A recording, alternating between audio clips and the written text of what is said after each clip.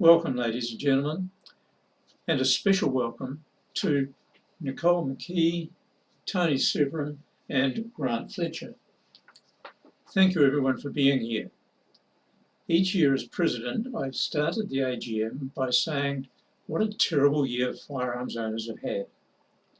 And this year has been, for most of us, at least as bad as the previous two, with the Labor government continuing to pass new and progressively more restrictive laws. It's worth noting that these laws do not originate in Parliament.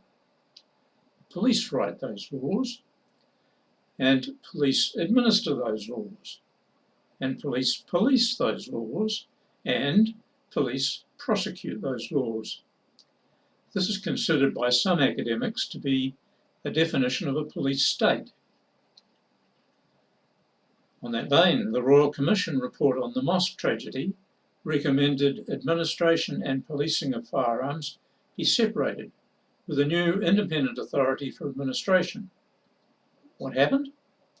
Police still police the Arms Act, and they have now set up the independent authority, but it's under a police umbrella. Independent?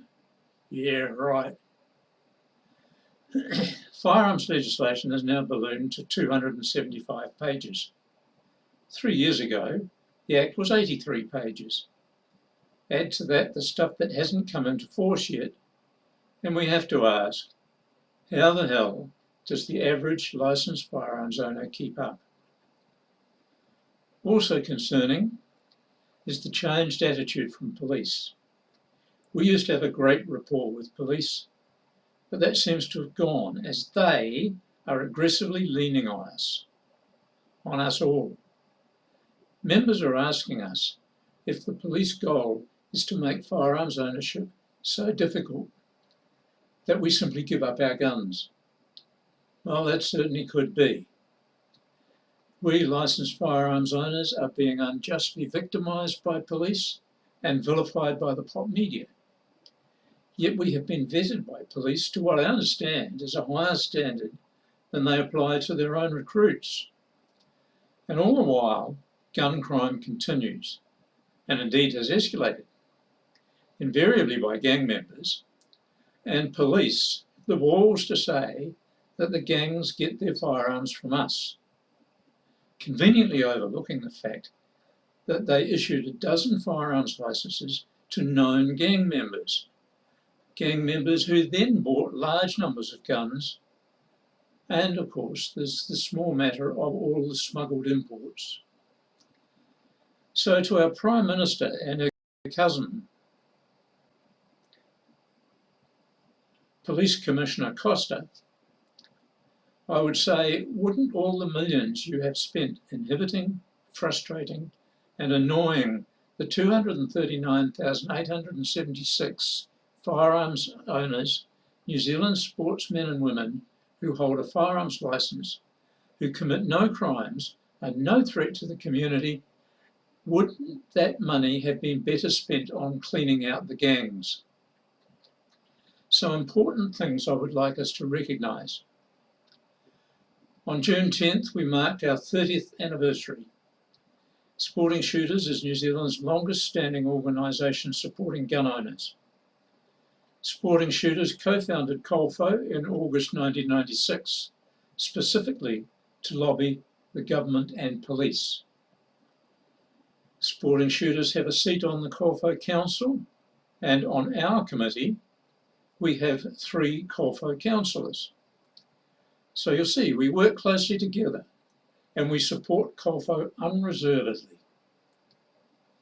As we see it, COLFO's role is to deal with the government, legislative and administrative, and our job is to make their job easier so they can be more successful. Now let me run over some Sporting Shooters milestones since my last annual report. We've consolidated the program manager role for members of the committee and the volunteers who have stepped up to share the huge workload.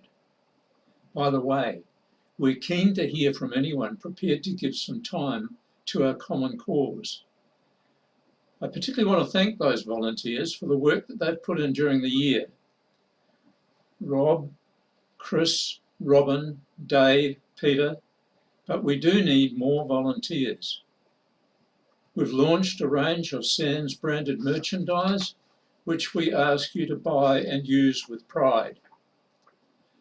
Our website is now current and regularly updated.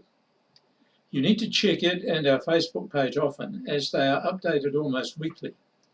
Credit to Phil in Northland and Eddie in the Manawatu, one of our program managers, for all their work on this. We've added a couple of videos to our own Sporting Shooters YouTube channel. Our thanks to Rob Cope-Williams over here for his professional expertise with this project. I can't ignore new legislation, all unwelcome and unnecessary, but can't be ignored. Police keep on serving up new restrictions. We continue the fight, the passage of new law through Parliament, but the Labor government just complicitly passes it into law.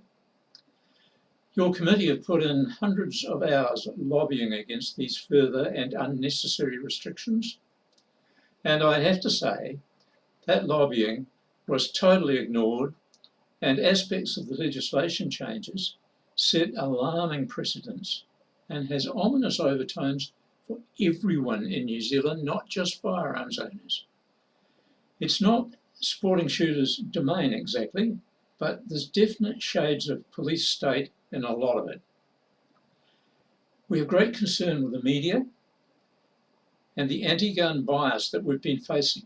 In the last year, we have sent 18 press releases or media statements on current topics to over 200 journalists and editors throughout New Zealand. With the exception of the BFD and one interview I had with Radio New Zealand, nothing was published, nothing. We are greatly concerned about this, and it has something every firearms owner needs to be aware of and react accordingly. We urge members to write to editors and tell them you consider their anti-gun policies are unacceptable.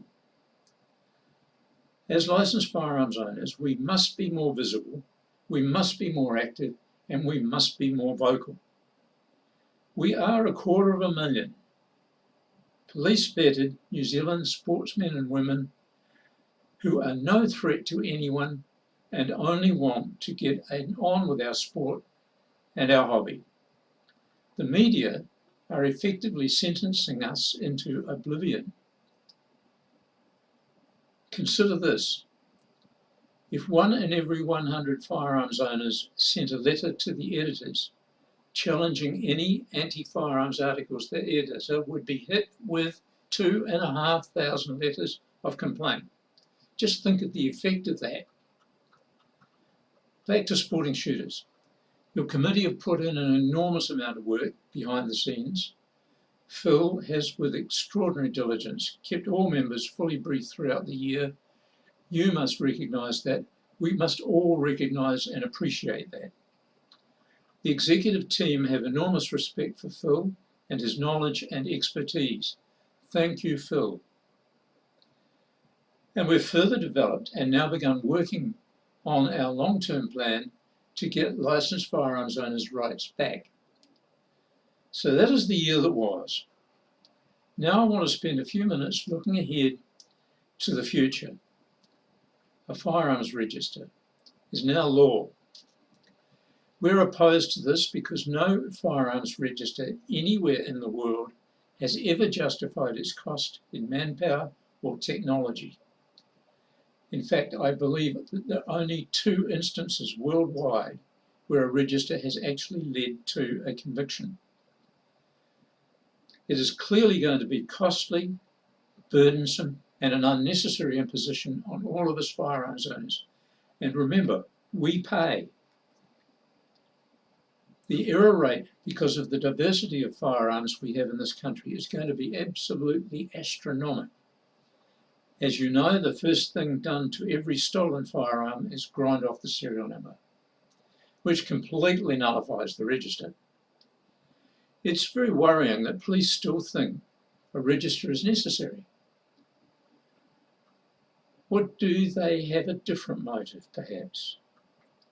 It is even more worrying that it will be an obvious target for hackers. And note, police are not the only government department that will have access to that register.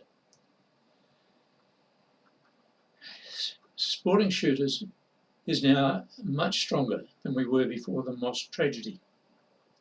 And we have learned. We acknowledge that we owe it to our children and grandchildren to preserve democracy and restore the freedoms we had with our firearms, sporting and collecting activities. We will continue to work to right the wrongs that have been done to us firearms owners. We'll work to recover what has been so disgracefully taken from us by an impatient Prime Minister and an ignorant and arrogant police force. And with all due respect to Grant and Colfo, we are now not fair and reasonable.